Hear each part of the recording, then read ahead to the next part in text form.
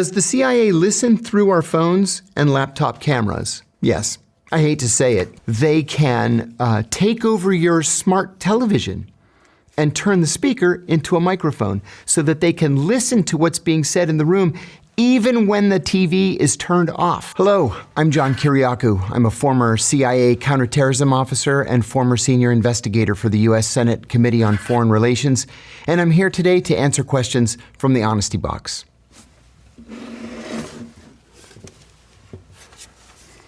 The first one is, what did the CIA actually do? There are several answers to that question. What the CIA is supposed to do, what it is legally tasked with doing, is very simply to recruit spies, to steal secrets, and then to analyze those secrets, to give the president and other senior policymakers the best information with which they can make policy. Now, in real life, it's not that simple. The CIA does whatever the president tells it to do. That could be to overthrow foreign governments. It could be to implement covert action programs, to influence the foreign media, to even kill people. It just depends on who the president is and what policy he wants to implement. What skills make a good agent? You might be surprised by the answer, actually. The CIA, when it recruits spies, when it recruits operations officers, doesn't necessarily look for the big buff guy who works out, every day or 6 days a week. They look for people who have sociopathic tendencies, not sociopaths. Sociopaths are impossible to control because they have no conscience. They blow right through a polygraph exam, but they won't take orders. People who have sociopathic tendencies do react to a polygraph. They do experience regret or remorse. They will respond to directives and orders.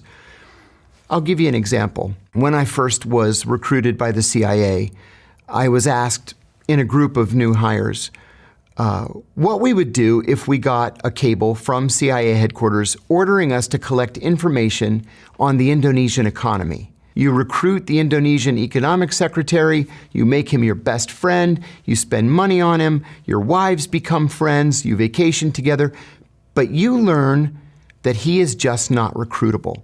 So what do? Well, one of my colleagues said, you double down, work the case another 6 months, and hope for the best. A second colleague said, maybe you work it through your wives, maybe your wife can convince his wife to give you the information.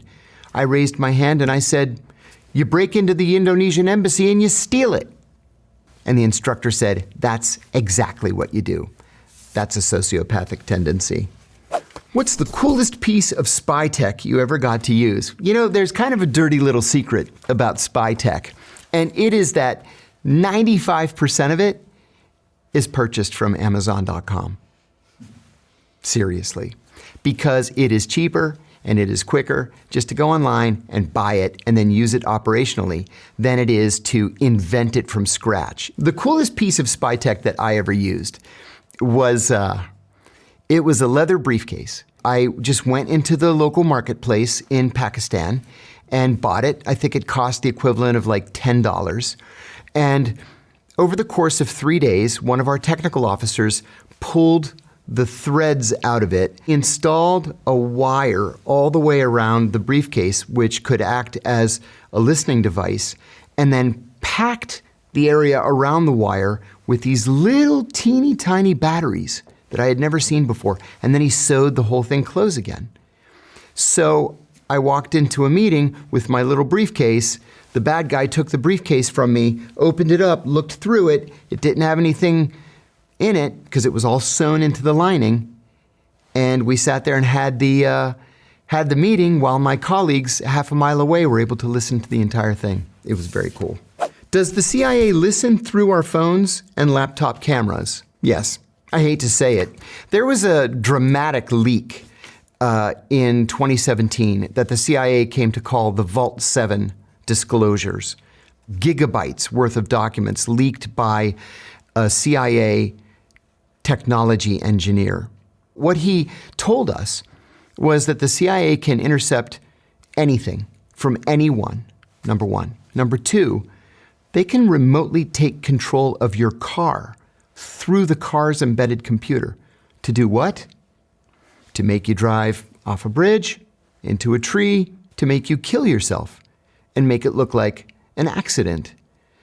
They can take over your smart television and turn the speaker into a microphone so that they can listen to what's being said in the room even when the TV is turned off. God knows what else that they can do that hasn't been leaked. Are hitmen real? Yes. At the National Security Council, there is a committee that meets every Tuesday morning at 9 o'clock to draw up something called the kill list. They sit around a table and they make a list of all the people that they want to kill that week. And then they take it back to the CIA, which has a dedicated unit. I won't tell you the name, but it has a dedicated unit that takes receipt of the list. They say, okay, number one. They drive to the airport, they get on the plane, they go out to that country, they kill the person, they come back, and then they go to number 2 on the list. That happens every single week. Now, we can have a conversation about whether that's right or whether it's wrong. It's certainly immoral. It's illegal, but it's been tasked by the president.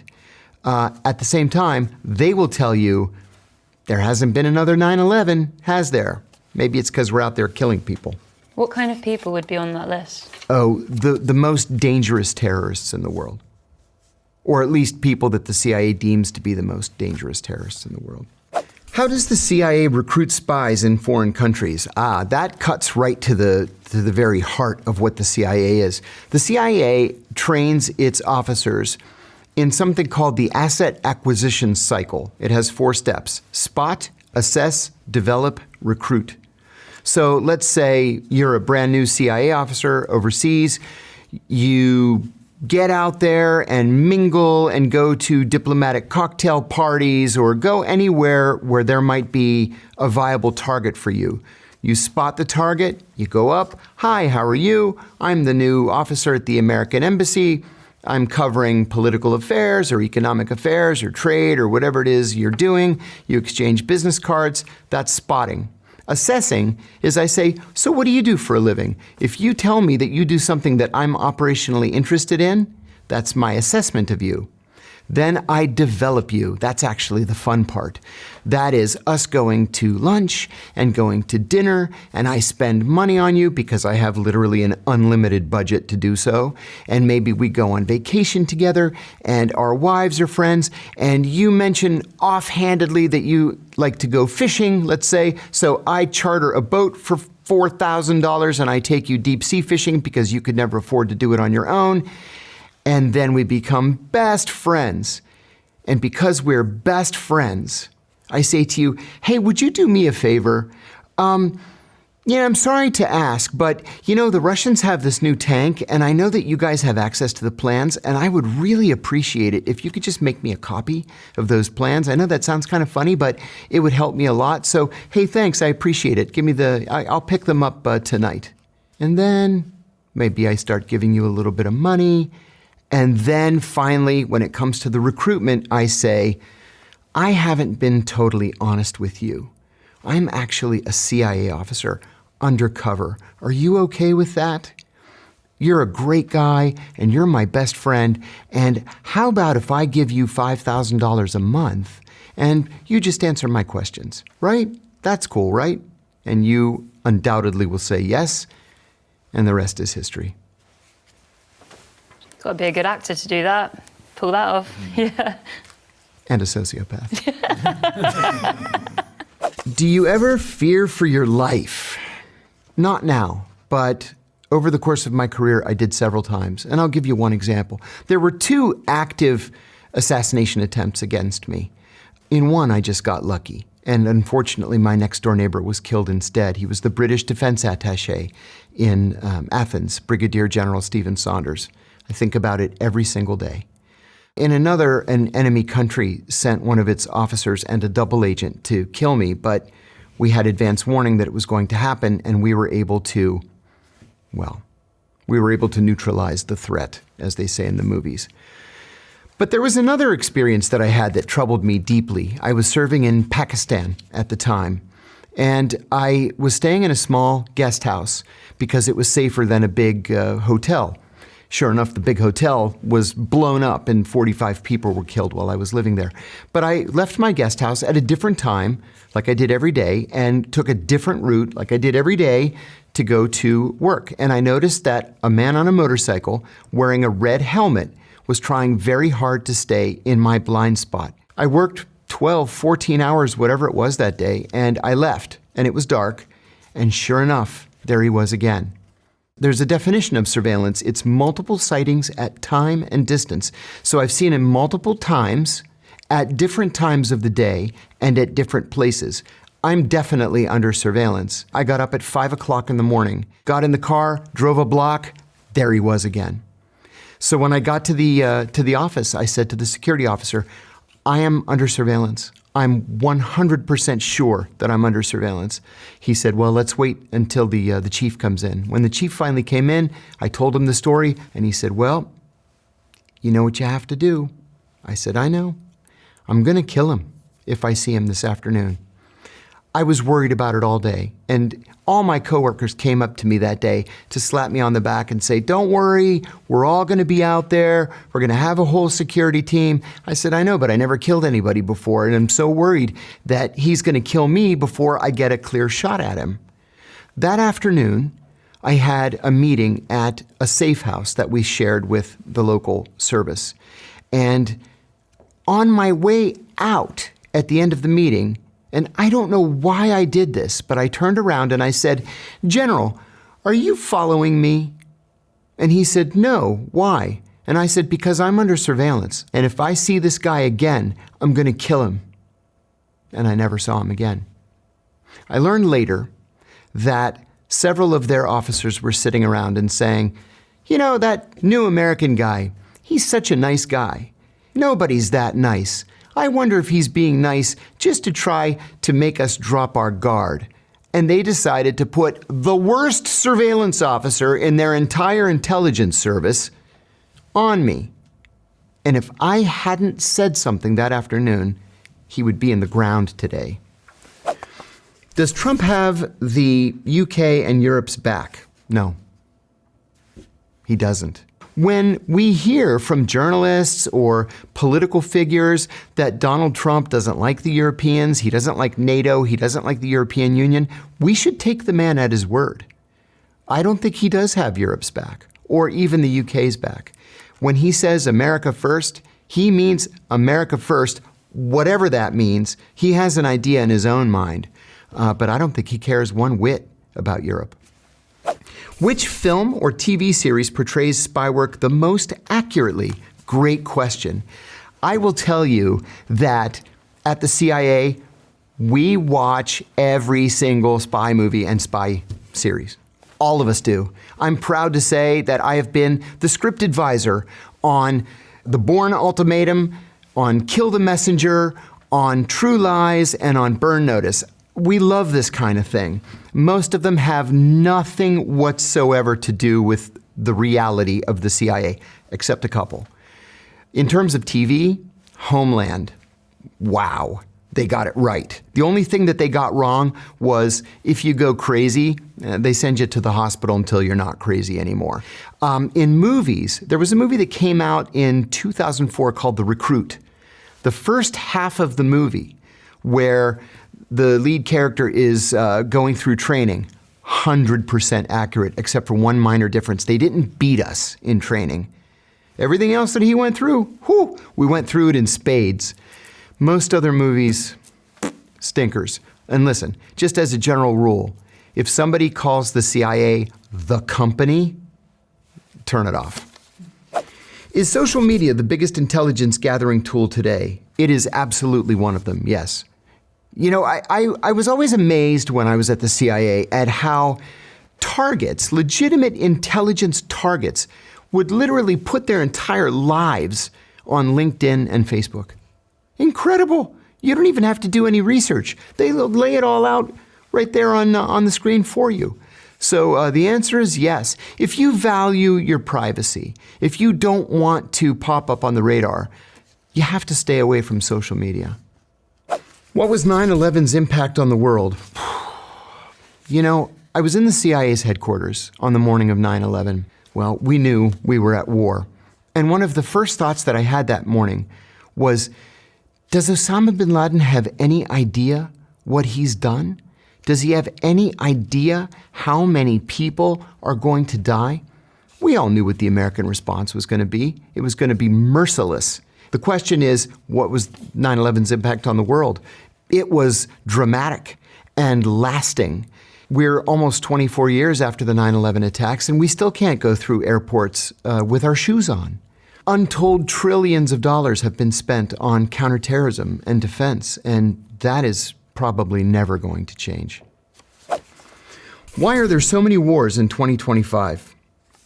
Well, do you want my real answer or do you want my diplomatic answer? My real answer is the U.S. has a defense budget that is bigger than the next 8 largest countries combined. After 9/11, the U.S. entered into something like a permanent wartime economy, where if we didn't have a war to fight and to finance, we would actually go into recession. Now, we see ourselves as the world's peacekeepers. In many cases, we're not. We tend to be places where we're not wanted or welcome, and we end up forgetting to leave. There's an old joke inside the CIA about Iran. Like, why would Iran put its country right in the middle of all of our military bases? There you have it. Why are there so many wars? It's because the U.S. has an activist foreign policy, and sometimes we make friends on the wrong side of issues. Can the CIA make someone disappear without a trace? You bet they can, and they do all the time. In the immediate aftermath of the 9/11 attacks, the CIA created, for example, an archipelago of secret prisons, and they would just disappear people. We would capture people in al-Qaeda safe houses, for example, let's say in Pakistan or Afghanistan, and we would ship them off to these secret prisons. And when I say secret prisons, I mean in many cases they were so secret that even the presidents and prime ministers of the countries where the prisons were based didn't know that there were secret CIA prisons in their countries. So the CIA can make people disappear in that respect. They can kill people and just bury them, in some crazy foreign land and nobody would ever know.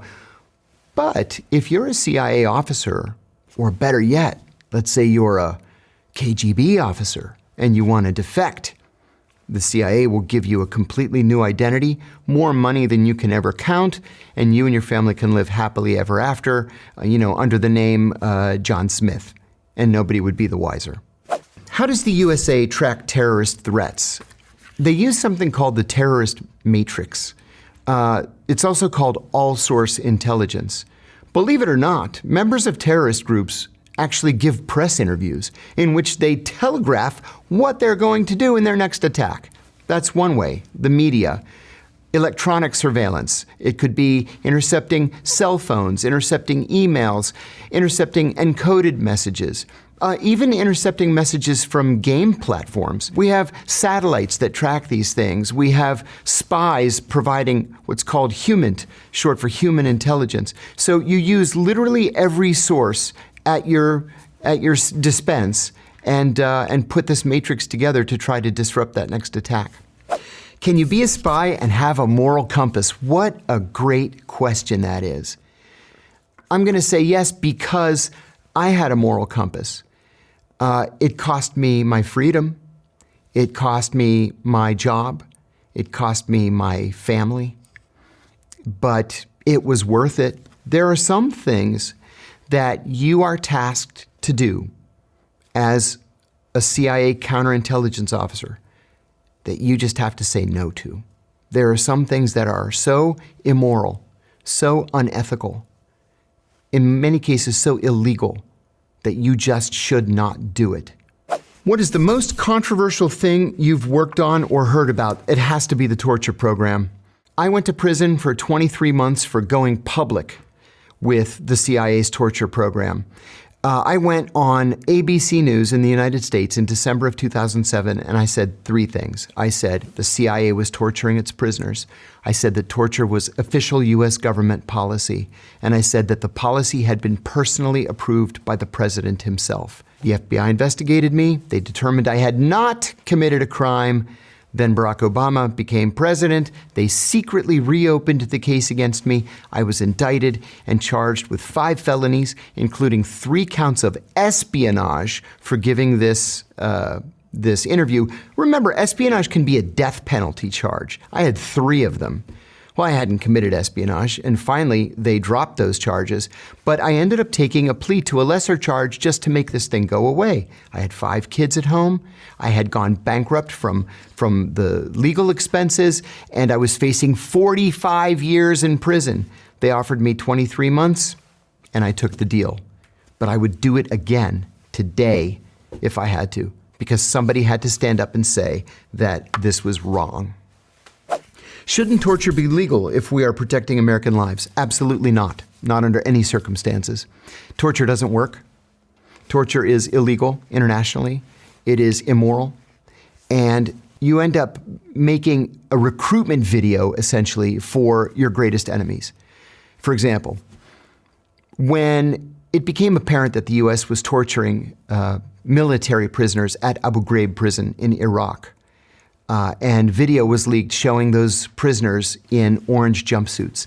ISIS bought orange jumpsuits and made its kidnapping victims, who were mostly aid workers and American journalists, wear orange jumpsuits and then beheaded them on camera. They did that only because the U.S. was torturing its prisoners. So torture does not work. Torture is illegal, it is immoral, it is unethical, and no one should be in the business of doing it. What's the most dangerous country in the world right now? Also a good question. There are several.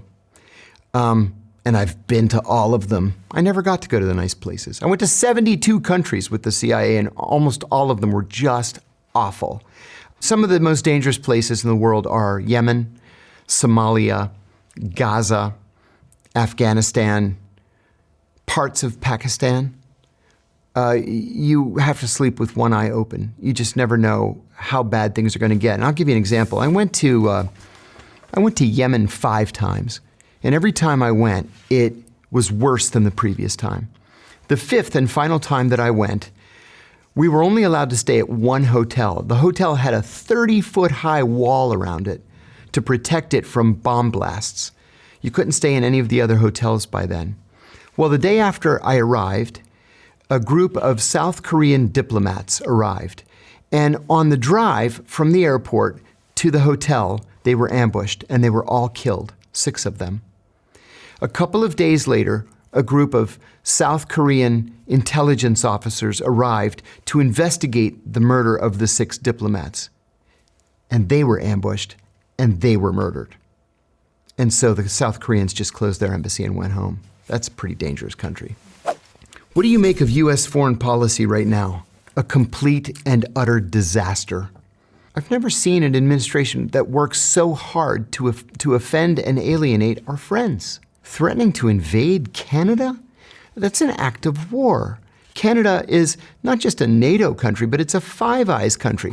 Five Eyes being the U.S., the UK, Canada, Australia, and New Zealand, the closest alliance in the entire world. And what, we're going to send an army to Canada and overthrow them? It doesn't make any sense. Even if you're joking, why would you even joke like that out loud? We don't coordinate with our European allies. We're threatening to invade Panama, to take the Panama Canal. We're threatening to invade and annex Greenland. It's craziness. So I'm not a big supporter of U.S. foreign policy right now. Does China actually pose a real risk to the West? I think no. And I'll tell you why. China simply does not have a history of expansionism.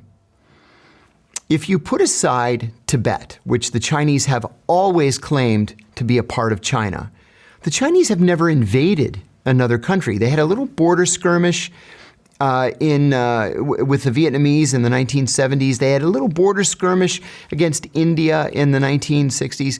But they don't invade countries, and they have only one military base outside of China. It's in Djibouti, and believe it or not, they share it with the United States. It's the U.S. that sees China as the big threat, and Australia and the Philippines kind of see China as a threat. But the Chinese are perplexed as to why we so distrust them.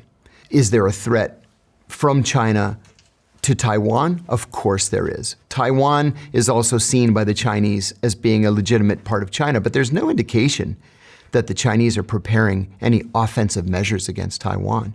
I just don't see what the big threat is. Is the CIA or MI6 more elite? MI6 is an absolutely top-tier, first-rate service, but it's like comparing apples and oranges. At the CIA, we used to say how much we wished we could be like MI6, because MI6 is small and it's lean, and when they decide to do something, by God, they go out and do it. At the CIA, when we decide to do something, we have 6 layers of bureaucracy that we have to go through to finally get permission. And then the attorneys get involved, and then you have to send it to the president, and then he has to sign it or change it or reject it or do whatever it is he has to do. They don't have that kind of a problem at MI6. They just report directly to the prime minister and they can get things done. The CIA has a budget that absolutely dwarfs the MI6 budget. And we have our own, high-level technology budget, satellites and spy planes and all kinds of crazy things. So they're both great services, but they're different at the same time. Are sleeper agents real? Yes, they are. And the country that is the best at using sleeper agents is Russia. The United States doesn't have a program of sleeper agents, and I'm frankly unaware of any Western intelligence service that has sleeper agents or that uses sleeper agents. The Russians have an army of sleeper agents. In fact, just in the last 2 or 3 years, a group of Russian sleeper agents in Northern Virginia, including one in my neighborhood, were disrupted and arrested. So what a sleeper agent is somebody who is trained as an intelligence officer, who is then sent to the United States or the UK or Brazil or Paris or wherever, and told to just get a job, any job, and be a national of that country. And so you've got people who, in the case of what happened in Washington recently, one was an elementary school teacher, and one worked for an airline. Everybody thought they were Americans, and in fact, they're collecting classified information, mostly from U.S. defense contractors, and secretly transmitting it back to Russian intelligence in the evenings. They were disrupted and expelled from the United States. Is chief of disguise a real job? You bet it is. They have the most fun in the world. On the day that I got hired, I was sitting with 2 other brand new officers, and I sat down. I said, "Hi, my name's John. It's nice to meet you both." They said, "What are you going to do here at the agency?" I said, "I'm going to be an intelligence officer. I have degrees in Middle Eastern studies. What are you guys going to do?"